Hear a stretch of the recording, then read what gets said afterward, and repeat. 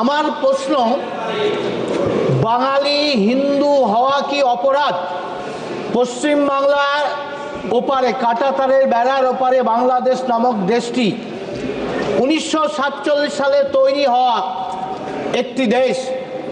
সেখানে যেভাবে রাষ্ট্রীয় মদতে বাঙালি হিন্দুদের বেছে বেছে নির্যাতিত হতে হচ্ছে, তাদের মন্দির ভেঙে দেওয়া হচ্ছে, তাদের আর্থিকভাবে তছরূপ করা হচ্ছে, রাতের বেলায় যেভাবে ধরে ধরে নিয়ে যাকে ধর্মান্তরিত করে ইসলাম করা হচ্ছে সরকারি মদতে, তার বিরুদ্ধে যখন প্রতিবাদের আন্দোলন হচ্ছে, চিন্ময় মহারাজকে, তার লিডারকে অ্যারেস্ট করে নির্যাতন করা হচ্ছে, খেতে দেওয়া হচ্ছে না, তাদের মা বোনদের ওপর অত্যাচার হচ্ছে।